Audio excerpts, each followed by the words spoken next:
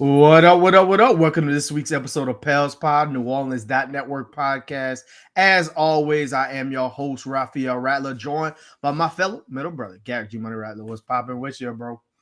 What up? What up? What up, man? It's good to see your face again. Another week on the show. Hopefully, we got better connection this time. Shout out to you for the new camera and set up and things. But everything's all good here, man. Let me take a quick second to say shout out to the champs, man. LSU women's basketball, man, holding it down. The city was really like in supportive of them. There was a lot of people out at like bars and downtown in the French Quarter area. A lot of LSU basketball, women's basketball paraphernalia. So it's always good to see like people wrap their arms around the women's basketball team and a team that represented obviously Baton Rouge, but LSU, and the state as a union. So good to see them. Good shout out to the ladies, man. Shout out to Angel Reese. Listen, talk your talk. Kaylin, she was incredible. Baby Steph Curry. She deserves all the accolades she gets, and she is a phenomenal player. But yesterday was LSU and Angel Reese's moment. And I commend her for support, for celebrating herself and her team in the ways that she wanted to do. So big shout out to the LSU women basketball team, man. First national championship, whether it be basketball in either men's or women's. That's huge, big time for them. So I just wanted to take a second to congratulate them on that. And basketball, it seems to be in full swing in the state of Louisiana. So everything's good here, bro. How's that on your end? Everything is blessed on here. It's finally starting to warm up a little bit. The sickness starting to go a little way. It's basketball season, it's playoff season. Every game, every night, you just watching the standings every 5 minutes. But it seems like Louisiana's turned into a basketball stadium.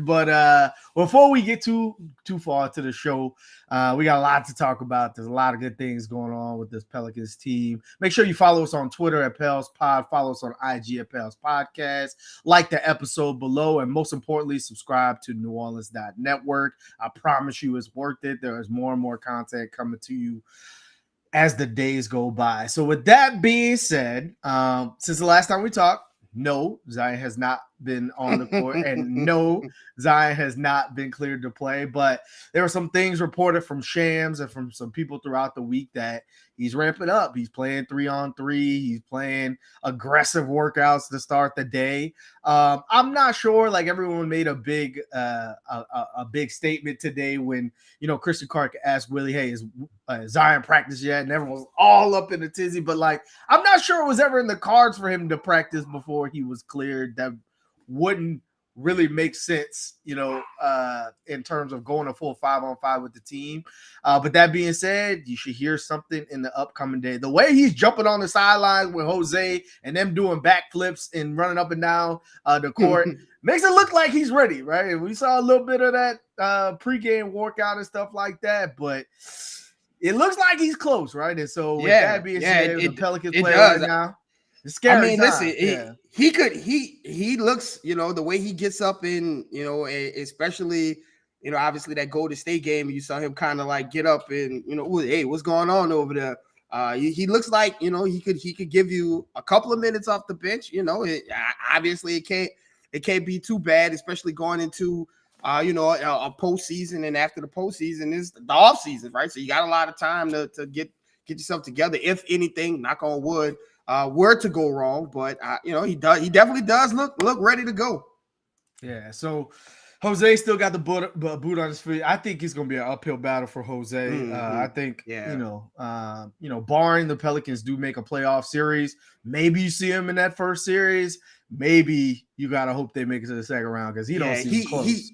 He's been battling a lot of injuries. He's been a warrior this entire season, up until he got injured, the whole rib situation and things like that. He's just been, I think he pushed himself to a limit this season. And I think it's good on him as well as the team, especially with, some of the guys stepping up the way they're stepping up to kind of give him that opportunity to kind of get back to himself and get back to the Jose that not only people love, but that is very effective for the Pelicans.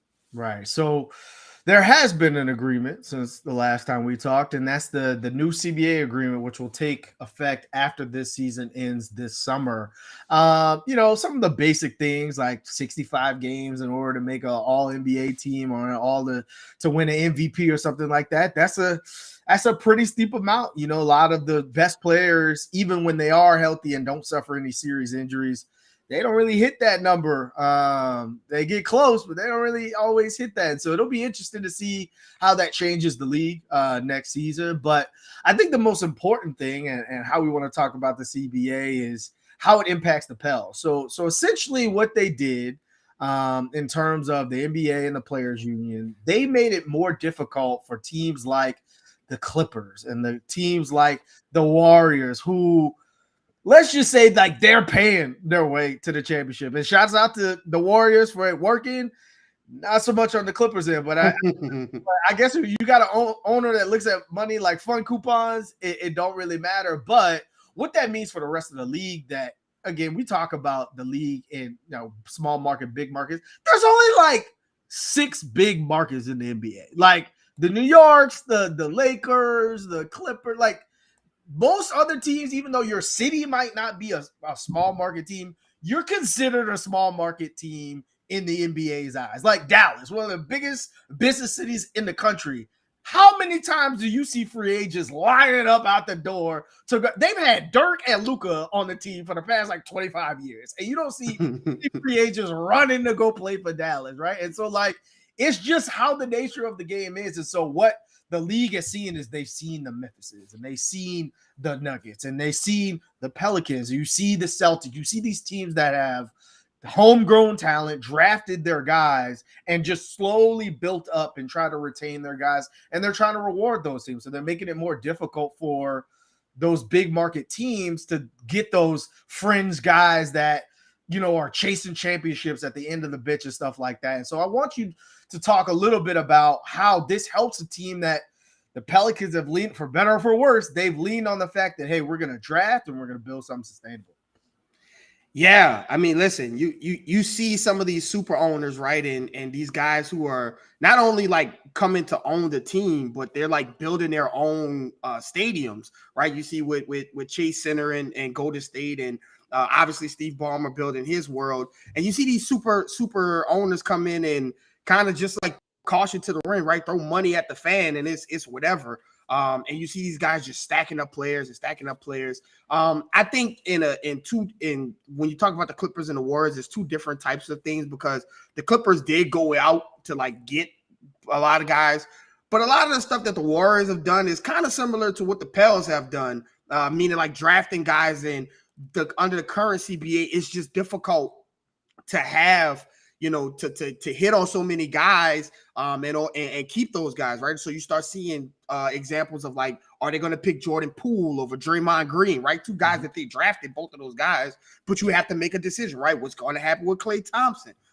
As opposed to like having the incentive to keep this team together, keep guys together, so that, you can get more teams in competition and things. And so when it comes to the Pelicans, it's very similar, right? You have guys like Zion, right? And Brandon Ingram, who you didn't draft, but you got him on his rookie contract. And so you have his Larry Bird rights and things like that. And you think about the Trey Murphys, right? The Herb Joneses. When you start hitting on so many guys that overperform their rookie deals, you have to start thinking about having to pay these guys. And what this new CBA is going to do is going to allow smaller teams to be in the mix and not have to make decisions about some of these guys, right? The one of the ones that the sticking point that everybody's talking about is OKC with like Shea and Josh Giddey and Chet Holmgren and Lou Dort, and like these homegrown guys that have come to be OKC's guys. And the Pelicans have, like you said, to some of the guys in similar situations. And so with this new tax apron it's a second tax apron that's going to basically keep the higher bred teams, the higher spending teams from going even further over without having to deal with some like kind of serious consequences, not being able to trade out picks for 7 years, and not being able to be have access to the mid-level tax exemption, so you could get some of those guys on the buyout market, things that you talked about. And so these are things that, again, is kind of crazy to have a guy who's the vice president of the Players Association, who's at the negotiating table on a team that's a very small market team, right, in New Orleans. And so you see some of the fruits of having that kind of that kind of representation at the meeting and things, where you start to see some of the small market teams get a voice at the table and get things done to kind of help those guys. So this CBA, obviously, it's got a lot of minutia, and you got to go into the specifics. And there are things there that obviously affect the players and affect the teams and fans and things like that. But I think all in all, it's a positive thing for small markets, including the Pelicans. And when it's time to start thinking about Trey Murphy's contract and Herb Jones's contract, you won't have to make those decisions where we're gonna have to pick this guy, and the first world problems for the Pelicans will continue to go on. Right. When you look at the roster, you got Zion, who's like 22, and Brandon Ingram, who's 25, and 23, and 24, 24. Like, you want to keep that core together if you can. And so, like, not only that, like, I look at like the fringe guys. Like, what about like a Jackson Hayes, who may not garner a whole lot of interest on the market, or Kyra Lewis, who people really don't know what type of skill is there? Like, can you get them retain on the same team, and players like that retain on the same team for cheap contracts because you drafted them and you developed them, and they make a little bit more money than if they were to leave and make $1 million or $500,000 more somewhere else. And so I look at it that way, and I'm curious to see how it kind of pans out across the league. So again, we talk about, that rule of 65 games, coming into effect from all NBA and MVP type levels. Man, we got to talk about this guy on the team who's playing at an all NBA type level in Brandon Ingram. So I don't think he's going to make it this year. Again, he's just missed too many games, even though the rule's not into play until next year and stuff like that. I just think the voters are going to, work against them in this particular matter. But like, if you look at, what he's been doing over these past 10 games, averaging 30, 68, or 6 rebounds, 8 assists to 3 turnovers, like shooting 52% from the field. Like, he's doing it efficiently, 40% from 3. And like, basically looking at his particular stat line for the season and seeing points per game career high, assists per game career high, shooting percentage career high, 3-point percentage career high. Like, he is playing the best basketball of his young NBA career. And so you look at the guys who everybody knows, Kawhi and Julius Randle and Paul George, Larry Markkinen and Jimmy Butler, and you look at BI, you're like, well, his team happens to have like a better record. And oh, by the way, he beat Kawhi twice, and oh, by the way, like, his team looks like it's going to playoffs, and some of those other teams aren't. So like, you look at those things, you're like, man, if he just had a couple more games. And so like, my thoughts to you are like, if there were a couple more games under his belt, do you think this would be a season where BI could like sneak on to an all NBA team? Probably not the first team, but like third or second. Absolutely. I mean, listen, Brandon Ingram has played like one of the best players in the league for a good part of the season. And when he's played, like, you talk about some of the stuff that he's doing now, and obviously it's remarkable, some of the things that he's put together now. But since he, every time he's played, Brandon Ingram has had, obviously those couple times when he first got back, but he's played phenomenal in most of the games. But if you just focus like after this All-Star break, right, and after he got back from injury, I mean, the guy has been absolutely phenomenal, and he has shown the ability, kind of similar to like what people see from like Jimmy Butler down in the line, where when the season gets to a point where it's like, okay, this is do or die, like, this guy doesn't fold, like, at all. He doesn't fold. He doesn't run from the smoke. He's running up the chimney for it. And so, the way he's played has been, superstar. I call it superstar-esque, right? And this is the type of game that you need to play. So when you look at like the all NBA teams, when you talk about some of the guys, like you talk about the guys that he would be up and competing against had he played enough games.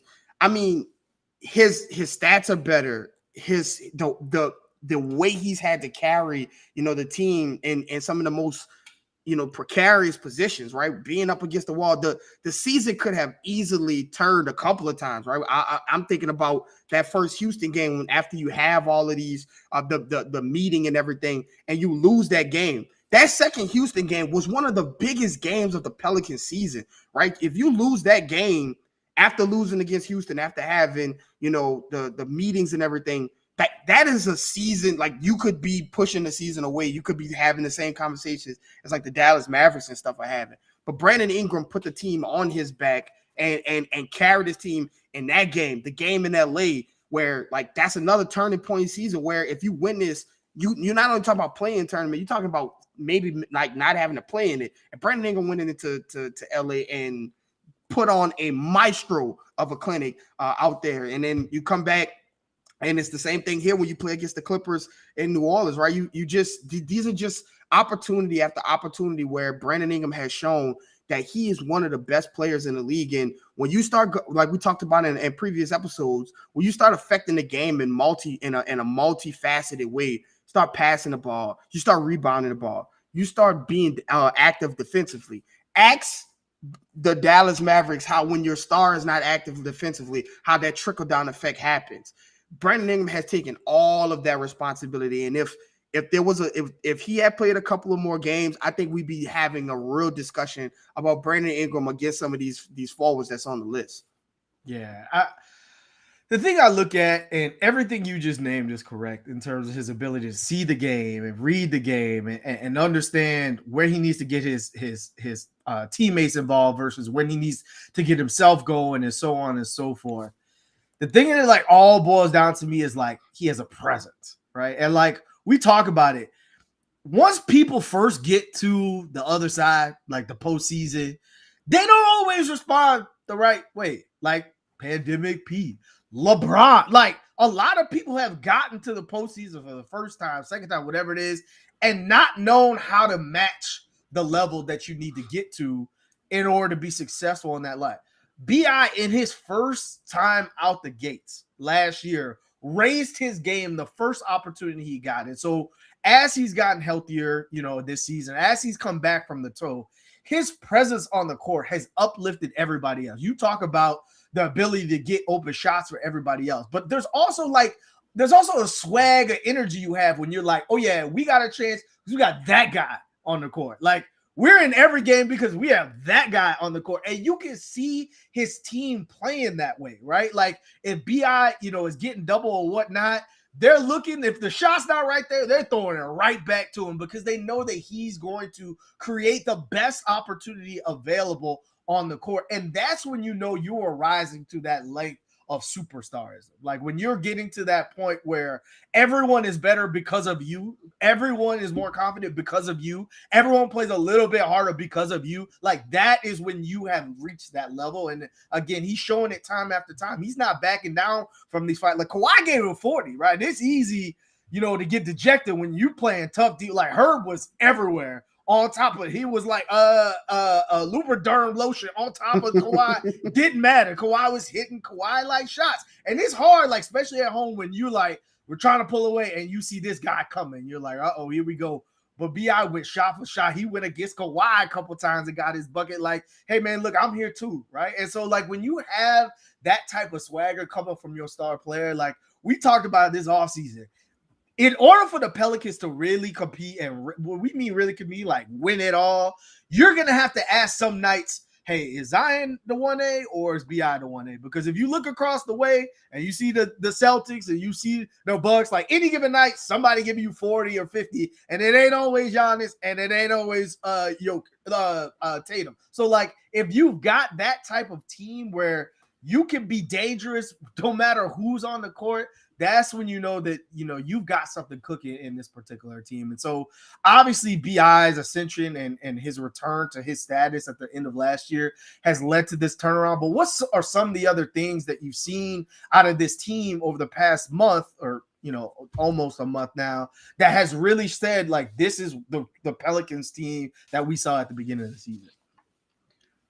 I mean, what did we talk about early? This, no matter who's on the floor for the Pelicans, the defense has to be there. The defense is what is going to put this team in a position to do everything they can. Even when they were in their 10-game losing streak, we always said everything is still in front of you when you start to fix the defense back on track. And over the last 10 games, they have the best defense in the league, right? And so you see it, right? You see guys struggling to get shots off against this team. When this team is humming and there's so many guys with so much athleticism and long wingspans, right? Wingstop. When those guys are in the passing lanes, when those guys are playing freely and being able to get help defense and things like that, it is very difficult to score on this team.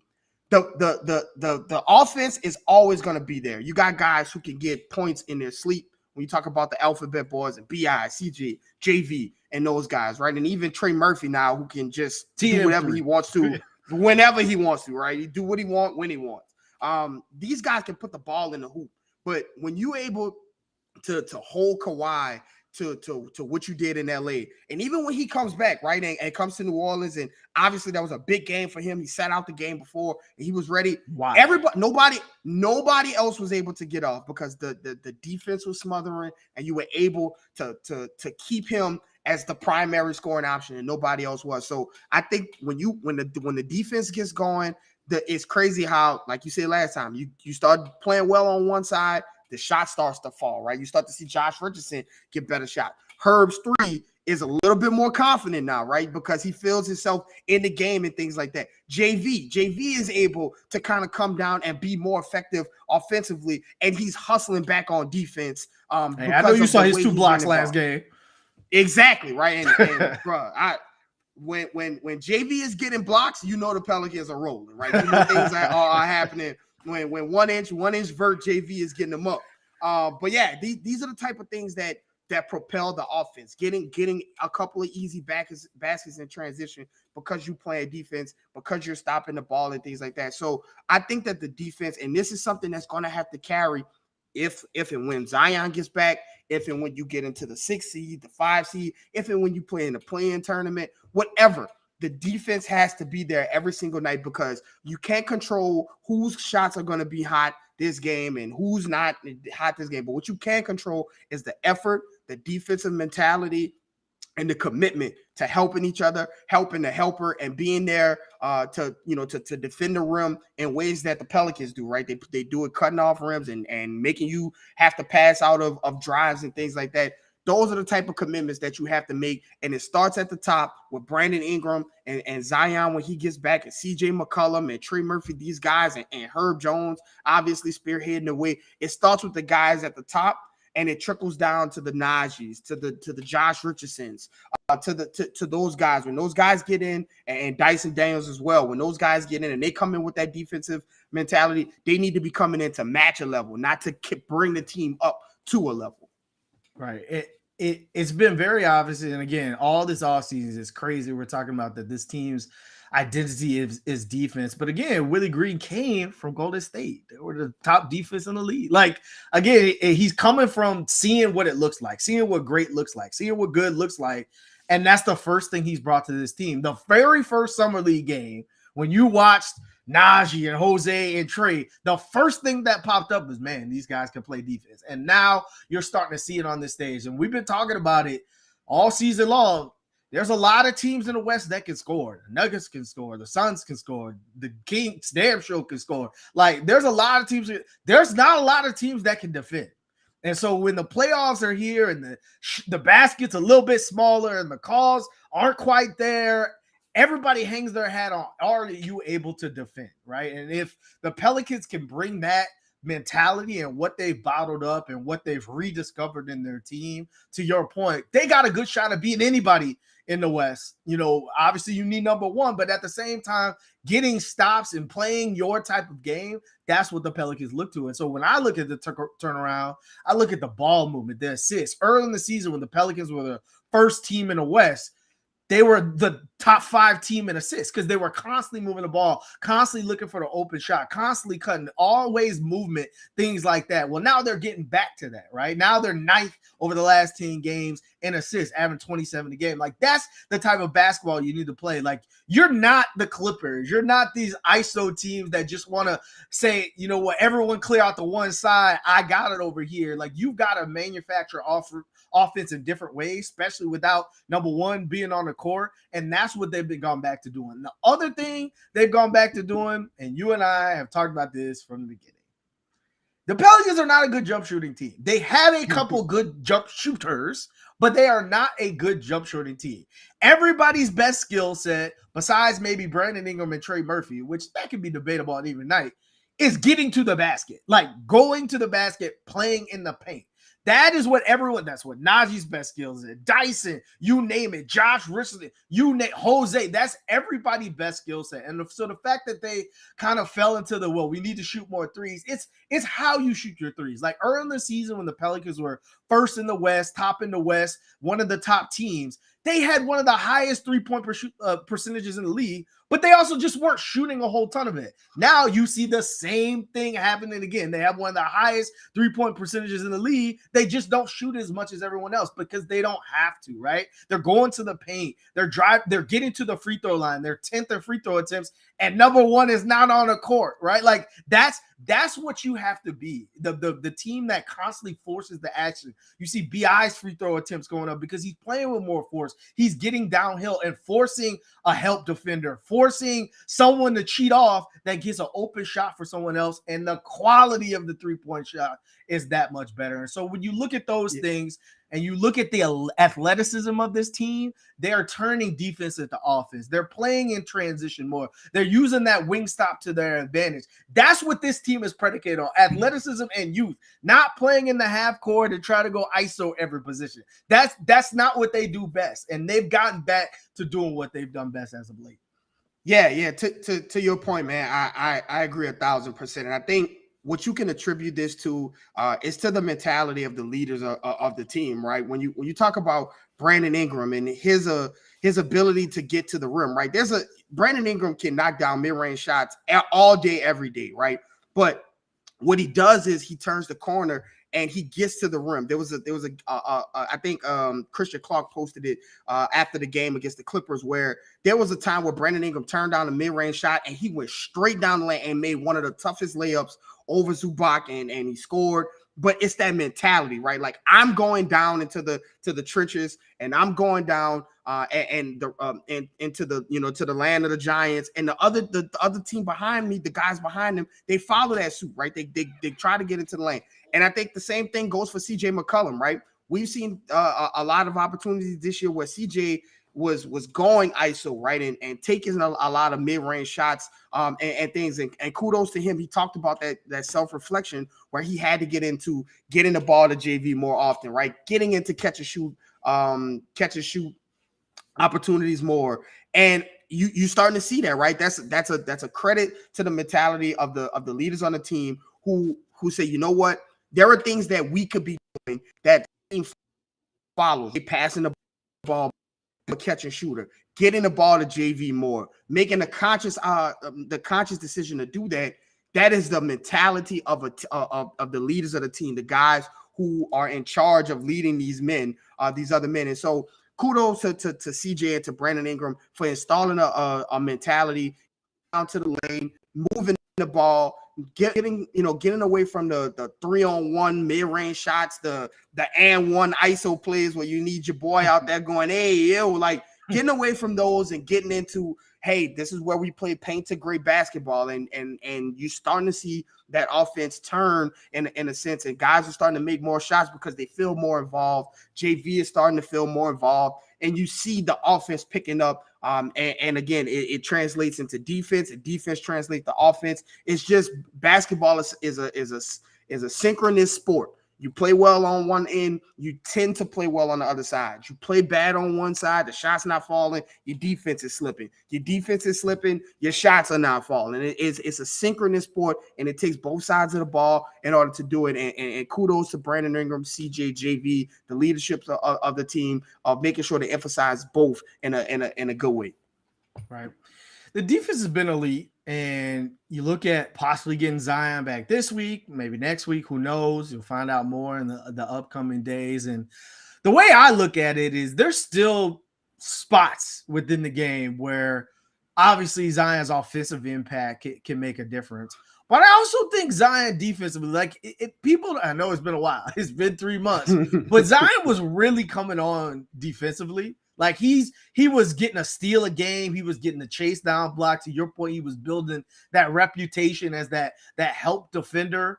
in terms of, just being able to protect the rim at sometimes. And so you've seen BI take a little bit of a leadership standpoint from the defensive end, saying, hey, I'm going to be silent on this end. I think Zion's got to come back and adopt that same type of mentality. But my question to you is like, how do you see him being eased back in should he get the green light in the upcoming days? Well, for me personally, I think you want, as soon as he's able to play right, you want to get him some kind of action on the floor, right? You don't want the first time he's seen action in 3-4 months to be in a playoff series, or God forbid a play-in game where all the marbles are on the line, right? He's already going to feel a lot of pressure coming back, on himself, right? He wants to play. He wants to be on the floor. By all accounts, you hear all the stories about him wanting to be out there and wanting to play. Going to already be on a lot of internal pressure, but you throw him out there and his first game back is a home playing game. I mean, that's a lot of pressure for him to come back, and he obviously won't be in optimal game shape in that time either. And so when he gets, when at his earliest, when he's ready to play, 1 game left, 2 games left, whatever the case is, break the seal of the hype and of the return, break the seal of it. Bring him back in a couple of minutes off the bench, right? 5 minutes here, 6 minutes there. See how he feels after the game, and things like that, and give him opportunities to score in easy ways that he would want to, get into, right? You don't have to immediately go to, hey, give him the ball and get out. And that's, which we'll get into what is the best version of the Pelicans, but you don't want to go off straight there coming off of a hamstring injury. And we've seen guys who come back and play well, and then they pressure too hard. Ask Devin Booker and James Harden, people who have come back and played and played well, and then have to miss a couple of games because that hamstring flares up. So you don't want that to happen. So you want to give him opportunities, easy opportunities to come in with the game. I think bringing him off the bench, letting him get, I know we all hate the B word, but giving him some of those spurts where he can play and get focused and get and get acclimated where he can play. And so I would bring him back, like let him get a feel for the game, let him get a feel for his teammates on the floor. This is another different team that he's going to be coming back to, right? Another Trey Murphy was not this guy when he first was playing, when he first went down, right? Brandon Ingram hadn't gotten to this level, right? He was still ascending and playing some of that great basketball, but not to this level, right? And now Jose's not there, and Dyson is now getting more minutes. So it's a different team than where he left off. And so you want to make sure that you're not throwing off everything that the team has gotten into. We saw LeBron come off the bench for a game or two just to kind of get himself acclimated. And I think that's a prudent move for Zion. Let him come off the bench, let him come into the game, let him get the excitement, the home crowd welcome, the media welcome, all of that stuff out the way, so that when it's time to get into the play-in tournament or it's time to get into a playoff series, this isn't the first time he'll be seeing on-court activity, and it won't be the first time that he's being reported on and things like that. And all of that pressure isn't squarely on his shoulders to save the team from a media standpoint. So I think hopefully you see him soon. You see some of the things that he's doing on the court, and he looks back to that athletic freak that we all know. But I do think his defensive mentality, his defensive instincts, his athletic ability. Everybody, I always say, basketball is played in windows. And if you're taking one extra step because you're looking for that guy that might be flying, coming over for a block, that's all a defender needs to get back in front of a guy, to seal him off at the rim and things like that. So Zion's defensive abilities, and you saw him coming around and starting to see some of those things that we saw back at Duke. Some of those defensive abilities will fit in right with the Pelicans, getting back into transition. Dyson and those guys are going to love to see him going up and down the floor. And that all, when it comes down to it, let him play in some of those full quarter minutes and let him see, he is the prototypical HB dive. Here's the ball, go get us 2 points. Here's the ball, go get us 2 points. Let him get some of those full quarter minutes where he starts to feel comfortable with that. Because for whatever the Pelicans, whatever their goals that they have in here, as great as Brandon Ingram has played, as great as Trey Murphy has played, you're going to need to have those guys. You're going to have one available to play if you want to reach some of those that are still available and still in front of the Pelicans. Right. For me, I feel a little bit different. Like, I think that, yes, I think that it's going to take him some games to really get his rhythm. And it's been 3 months. Like, you sit out for 3 months, it's going to take you a minute. But I don't know how long it would take. And with that being said, like, I think that you should split up the BI Zion minutes. Obviously, BI is cooking, so you don't want to impede that by any means. But I think you should give Zion some opportunities where it's him and shooters on the court. Some point Zion, because I think that's where he really, when they were forced to go to Zion, when BI was hurt and CJ went down, that's when he really started to get his feel for the game, when he was able to control things. And so I think that, to your point, bringing him off the bench and giving him some opportunities where it's him and a bunch of shooters, that BI may be that, right? And just playing through him, I think that will get him prepared. And that's honestly what you need. And again, we'll talk about that in a playoff series. You need more than one, right? And so the thing that I want, to talk about, and the thing that I think the Pels need to be super conscientious of, is how do you make sure that JV stays involved when Zion gets back? They've been forcing the ball to JV and making him play off the post, and he's right. Recently, when he's been getting the ball, he's been making good decisions out the post. He's been making good decisions to score. He's been super aggressive on the boards. He's been better defensively, things like that. You have to keep that, because again, there's going to be times in series where JV has the matchup, and that's where you play, and that's where you win, and you force the team to make a choice, make a decision, make a adjustment. And then there's going to be times where he can't play. But I think that you've got to make sure you keep JV engaged, because he's such a big part of this team. And so in terms of like his looks, I think they'll look different. Like, obviously he's not going to get as many looks when Zion is back on the court. But I think, like, in terms of him being available next to the basket, we talk about the difference between JV and Steven Adams. Steven Adams will be looking at the goal when Zion or Brandon Ingram or somebody like that is driving to the basket, whereas JV is looking for the dump off, and you've seen him hit that constantly. Now, he missed a couple bunnies last game, but, like, you saw him get back into the rhythm of scoring. I think you need that, right?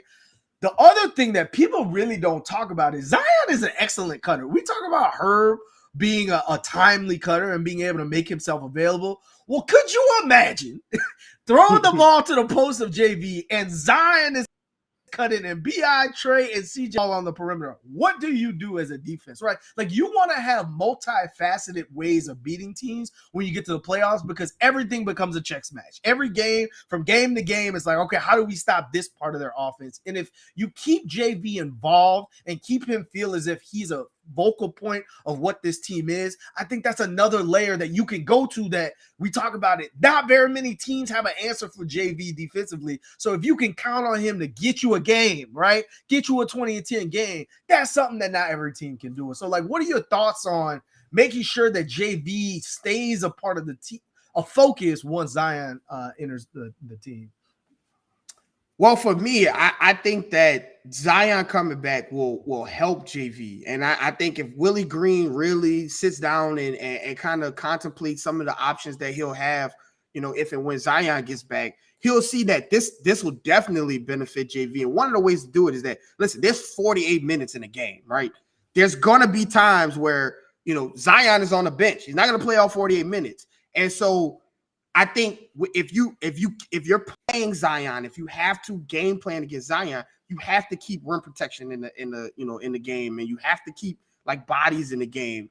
And I think there's going to be times where Zion being on the floor is going to command that the other team's big man on the floor, and so there are going to be times where he's going to sit because now Zion is sitting, and now you can bring JV back against a second string center or a replacement center, and now he can be the focal point of the offense, right? He those guys, he can be a focal point running the offense through there. I think his ability to rebound, right? He and Zion, when they were together on the floor, they were like demolishing teams on the offensive boards. Between Zion's double jump and JV just out JVing largeness.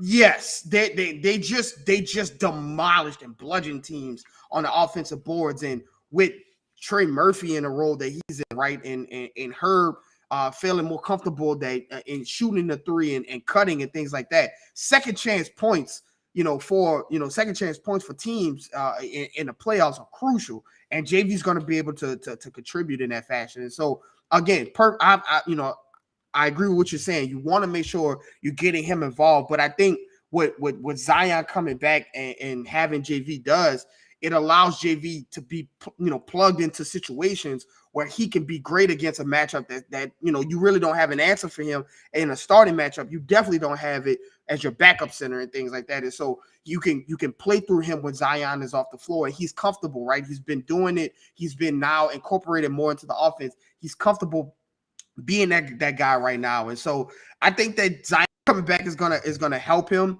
Obviously, him coming back is gonna, you may be able to see some Herb at the small ball 5, and maybe even Zion at the small ball 5 in certain situations. But I do think JV is gonna be able to benefit from not having to be the only low post scoring option when I'm talking about Zion coming downhill, scoring at the rim over and over again. JV can take a break and let Zion kind of destroy people down low. And then when that big gets on the bench, because Zion is going to the bench, you have to match those minutes up. Oh man, here comes JV being subbed in, and now he's playing your backup center, and he's going to work on that guy. So I do think there's going to be some good benefits from JV, but you have to keep him involved, because you have to make sure that he is engaged on the offensive end as well as the defensive end, and willing to do that dirty work for you when you talk about offensive boards and defensive rebounds. Right. You mentioned it. I think there are going to be times where you get small. Like that's just what the matchup dictates. And again, I could see some situations with Zion's at the 5. Like again, whether it's Larry Nance or JV is sitting out, it's going to be hard to guard a lineup of CJ and Trey and Herb and BI and Zion. Like that's a difficult lineup to account for all across the court. And so I can imagine some looks like that. So the tough question with all this is who's going to be the odd man out? Like right now you got Dyson playing, you got Najee playing, you got Jose playing, you got Larry Nance playing, you got Jay Rich playing, and everyone's playing well. Like everyone is giving you what you need from their particular role on any given night. And so it's tough to look at that and say, well, there's a guy who's about to come in and take 34 minutes out of that. And so where does your thought process go in terms of what does Willie Green do in terms of condensing the rotation heading into the postseason?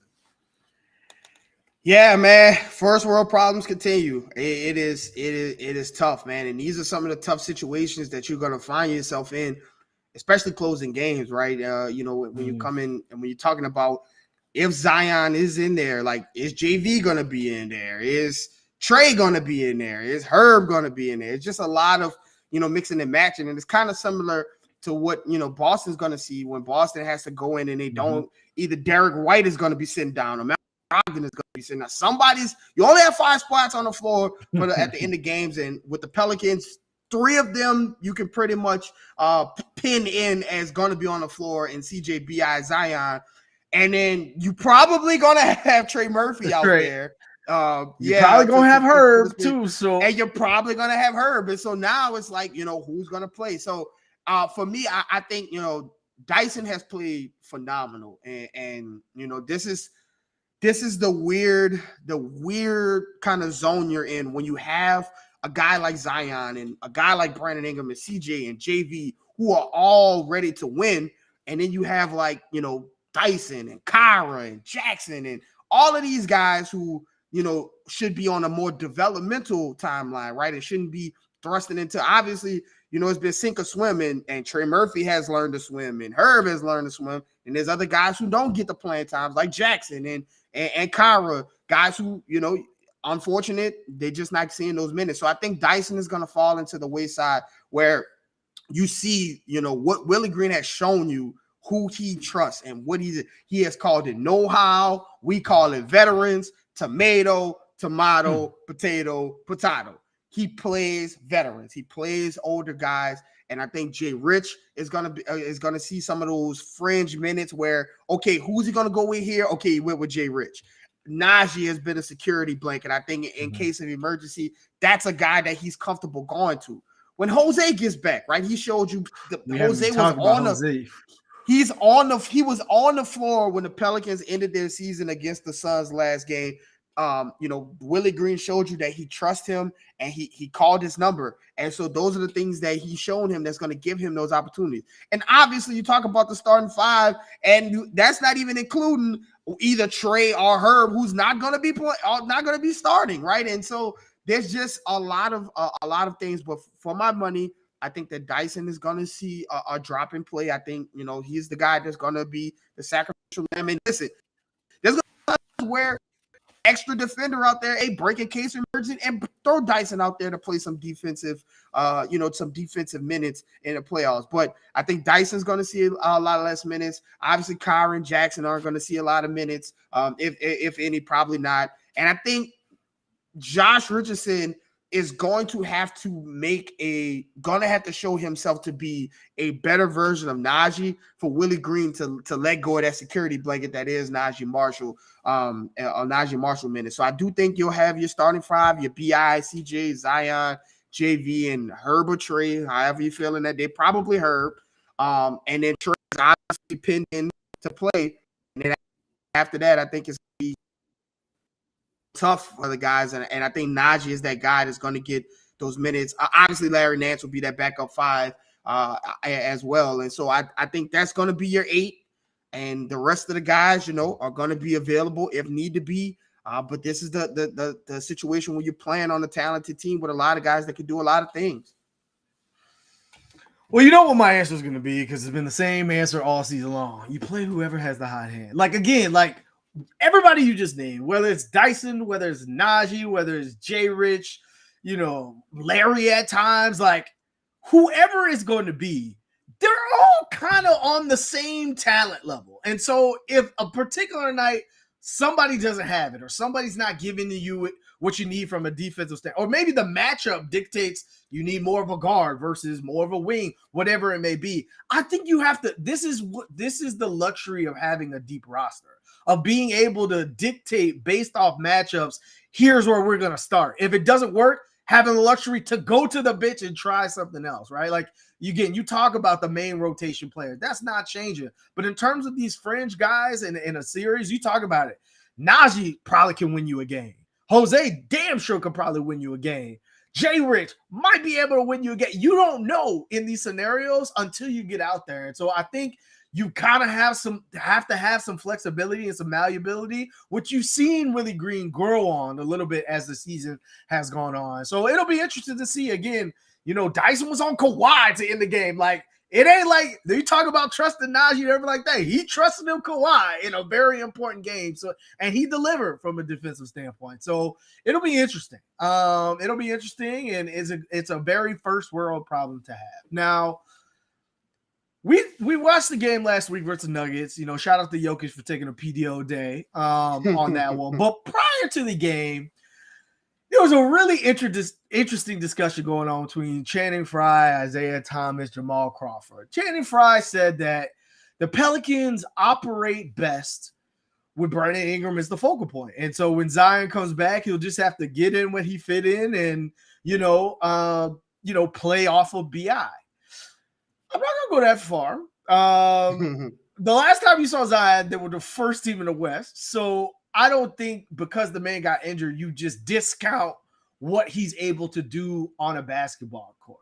And so you look at what you've seen lately. You've seen the development of Point BI. You saw earlier in the season, you saw the development of Point Zion. And then you ask the question, what is the best version of the Pelicans? I'll start with me. I think it's a combination of both. In order to win at this level, you have to have two guys. You have to have two stars. Dirk Nowitzki is probably the last guy to just do it by himself versus the Miami Heat team. Other than that, everybody's got two guys. The Clippers tried to get their two guys. The Warriors had their two guys. LeBron in every stop has had his other guy. There's always been a second guy. And because I think there's going to be matchups where, again, you saw in the Milwaukee Bucks game, earlier in the season when Zion was still playing, they sent everything at Zion. They said, Drew, you're our first line of defense. Giannis, you're the help defender. Brooke, you just wait at the paint and wait till he gets there. Well, if you do that and Brandon Ingram is on the court, who's guarding him? Right. And so, like, you're going to have to force teams to beat you because every night in a playoff series, they're going to try to throw something different at you. And so, to be honest with you, what you've seen in terms of the staples that I think are here to stay and should be, no matter who's running the offense, no matter what it looks like down the stretch, should be the case moving forward. Trey and CJ are your gunners. They're your catch and shoot players. And every now and then you can get a little Ayo moment from one of them. You put the ball in BI and Zion's hand. It's a wing-driven league. Give it to your two best players who happen to be wings, right? And let them make decisions, right? We talked about keeping JV involved. Obviously, that's a piece of it. But give it to your two best players. Mix and match their time on the court. When they're on the court together, make teams defend them together. Don't just, like with the Stan Van Gundy year, just, hey, yo, BI, you go sit over there. Zion, you go sit over there. And each one of you take turn. Like, put them in double actions and make teams make choices and figure out what they're going to do. And I think that's the best version of the team. Having your two best player being able to kill you night in and night out. What are your thoughts on what the team should look like if it wants to accomplish its goals in the postseason? Yeah, there's 48 minutes in a basketball game. You're not going to win a game doing the same thing over and over again, especially in the playoffs when teams have time to game plan against you over and over and over again. Take away your first option, take away your second option.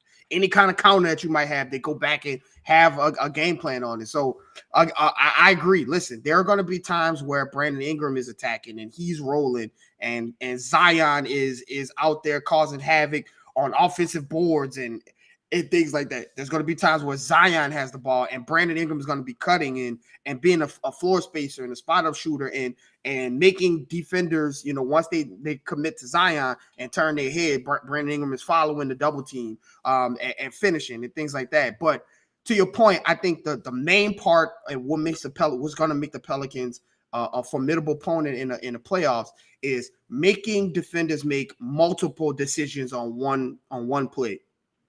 Do I help? Do I leave Trey Murphy open and help on Zion drive? Do I double Trey Zion in a pick and roll, pick and pop with he and Trey Murphy? There's a Brandon Ingram Zion handoff coming. Do I stand back and wait for Zion to come, or do I step up because Brandon Ingram can shoot a mid-range jumper in his sleep in some pajamas or something like that? Do I double team on JV when his ball goes up, or do I try to box out Zion? You have to make multiple decisions, and the Pelicans have a unique roster in the part where they can make you do that. They can make you make a bunch of decisions, and none of them are great, right? You don't make a great decision because you have to not make a bad decision. So you make a bad decision to not make a – so it's just a lot of different things that can happen with the Pelicans. And when you have guys on the team – listen, I tweeted it out a couple of days ago. Shout out to Sam Mitchell on Sirius XM Radio. I was listening to him talk, and he said, listen, the Pelicans have two guys that at any point in time could be the best player in a playoff series, right? You could see Brandon Ingram being the best player in a series with De'Aaron Fox and Sabonis. Well, you can also see Zion being the best player in that series. You can see a series or a game or two where he's Brandon Ingram is better than Kawhi and Paul George. We've seen him in this short mini series where Brandon Ingram has been a better player, right? And Zion can do that. And he said that if the Pelicans can get into the playoffs, that the Western Conference is going to have to see that, because there's just two guys there that you have to guard. Oh, and by the way, CJ McCollum is a seasoned veteran. This isn't some guy that played in a bunch of games and is now ring chasing. This is a guy that's been in Western Conference Finals. This is a guy that's been at the bottom and helped drag the team out of two slumps now, right? And 2 season-long slumps. I'm talking about last year and this year. So this is a guy that with a lot of basketball and a lot of know-how on the floor. And Herb Jones is a guy that has a lot of basketball IQ. And Trey Murphy is a walking conundrum. And there's just so many different things that you can do with this team. And I think that the best way to approach it, the best version of the Pelicans, is having your two guys there on the floor and having teams make decisions based off them, and having guys who know how to fill the roles once those decisions are made, how to knock down this shot, how to relocate, how to pass and keep moving, how to play defense and get going in the offense and get it going on the offensive end. So Brandon Ingram and Zion being on the floor, that is the best version of the Pelicans. No matter who has the ball, no matter how they're running, get those guys in motions and actions themselves, and make people make decisions and give them options, and none of them are great. And that's how the Pelicans become a super formidable opponent in the first round, no matter who they play. The thing I look at, and again, I'm shout out to AD and Joel on the broadcast, is they talk about like the roller coaster of this season, right? Pels start off hot. They're first in the West, second in the West, tied with Denver. Zion's on an MVP chase, and so on and so forth. Then you lose 10 games in a row. Brandon Ingram is out, and CJ hurt his thumb, and Zion is out, and Larry Nance is hurt, and things seem like they're headed for the inevitable and things like that. And then you rally together as a team and you figure out how to pull yourself out of it, just like you did a season ago. And so the thing I look at is, although this season has been a roller coaster, it seems to be coming full circle, because we talk about the growth and how the Pelicans are different from the Suns, and they're different from the Nuggets, and they're different from the Kings, and they're different from all these teams in the West, in that like their role players, like their rotation players, are in year 2 and year 3. Like, they're not established guys that what they bring, what they do, so on and so forth. And like, it took a whole season of not having your two best players to try to figure out, if you touch the ball, you probably should shoot it.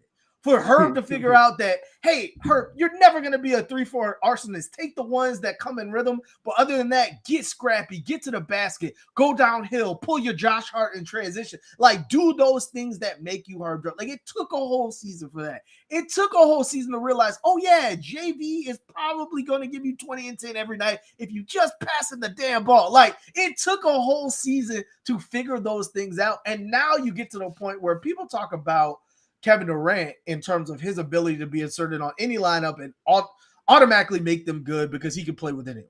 I think Zion Williamson is a player just like that too. I don't think you have to necessarily change your scheme in order to make Zion Williamson effective. Give him the ball and everyone else shoot wide open shots. Like that is the formula to include Zion. And so in that scenario, you look at those things and you say, maybe the turbulence, maybe the adversity might be what this team needed the whole time. Because if you just skate through the West and then you get to the playoff series and you got to go versus the Warriors and the Suns, all these people who've been battle tested, and you haven't really had to do it all season long, then you might end up like the Nuggets, right? And getting early exits because you hadn't really had to fight through that. And so I know it's been a tough season for the Pelicans. I know it's been hard to watch at times, but I think in the long run, it might be better for this team in terms of where they want to go. So that being said, everything is in front of them. I'm not even going to look at the standings because the standings is going to change in about 30 seconds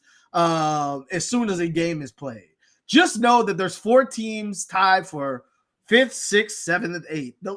The last 2 spots, I'm just going to give those to the Wolves and the Thunder because there's a good chance that they are going to be the 2 teams there. And so you look at things and you look at the Pels tiebreakers. They own the tiebreakers over everybody who's relevant except for the Lakers, which may end up being helpful in the long run. And you look at the last 4 games. You got 3 home games. Kings tomorrow, Grizzlies Wednesday, coming on back-to-back. Both teams coming on back-to-backs. I can't see the Grizzlies taking that one too seriously with their whole team getting ready for the playoffs, kind of locked into the 2 spot, but we'll see.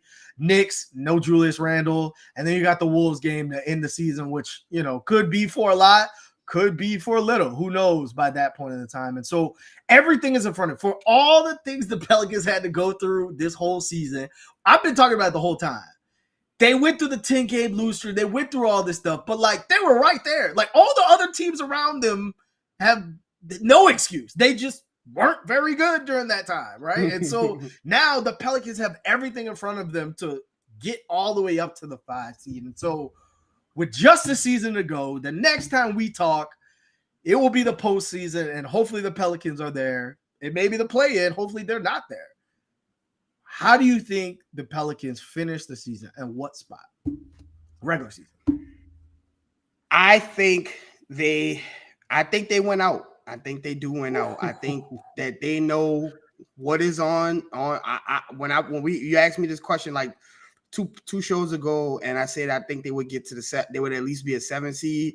I did not foresee the Clippers kind of falling apart. Paul George getting hurt, but now that that's there, and they've taken both of those games versus the Clippers, I think that they finished. They went out. They understand what's at hand. You hear the stories about AD talking about Brandon Ingram saying nobody wants this more than we do, more than he does, and he's playing like it. You hear the news about Zion and him being on the floor. I'm assuming that gives the team an emotional boost, right? Just to see him on the floor and know that, the further you get, or the more time you get off between that winning of the regular season and when the playoffs start, right? If you don't have to get in the play-in, you give him another week. That guy could be walking through the door at any point in time. And so I think that they went out. And similar to what you were saying, I think that the Lakers because I do believe that they're going to win out as well. And I think that them having the tiebreaker is going to thrust them into a 5 seed. I think the Pels finish 6. I think they finish 6, and they get the Sacramento Kings in the first round. I think I see it happening. I think that they went out, and I think that the Lakers went out, and by the tiebreaker, the Lakers go in 5, and the Pels go in 6. I think it'll be interesting. I don't know if they went out. They're playing really good basketball. Like, again, this is the best basketball they've been playing since earlier in the season, when they had most of the roster healthy and things like that. I think they're playing with the type of confidence that resembled last season. Like, it's different to win games versus like they're beating the hell out of teams right now. Like, it's not close, right? Like, other than that Warriors debacle on the second night of a back-to-back in Golden State, playing against the defenders champs, Draymond throwing swings. Like, other than that, like, they've been playing some really good basketball. The Def Jam Vendetta game, huh? Yeah. So, again, it's hard to see a loss, but I don't know. Maybe there's some strategy going on. I don't know. We will see. But with that being said, it's the last pod of the regular season. Next time we talk, again, hopefully we'll be in the postseason. We'll be talking about Pels matchup versus either one opponent or multiple opponents, depending on if they're playing or whatnot. And so what you got left for the people as we head down the stretch? As always, you never know what people are going through, so give somebody a smile today. It has been a ride of a regular season. It has been crazy. Just kind of want to give everybody a big shout out for supporting us this whole regular season. The love that you guys have shown us on Twitter and in the shows, man, it's been amazing. And we solely appreciate it for sure. And personally, man, this has been one of the worst years of my life, obviously losing my mom during the regular season. But I just appreciate you guys for always being so supportive and giving a kind word to me and things like that and getting me through those. Raph, shout out to you, bro, for being just a phenomenal host and things. And we got a lot of stuff to go, but you've been phenomenal this year, man. And I just want to shout you out. And everybody at New Orleans.network, Nick and everybody, man, it's all love. And this has been a crazy, crazy regular season, but we are here. The Pelicans are getting into the playoffs in some form or fashion. There's going to be some postseason game that's going to happen for the Pelicans, and I think that this is going to be a fun time in the city of New Orleans. So, as always, follow myself at Garrick_Rattler. Follow my brother at Raphael_Rattler. Follow the page on Twitter at PelsPod and on Instagram at Pels Podcast. And most importantly, subscribe to New Orleans.network. We'll see y'all in the playoffs, man. Yes, sir. Hey, Vino.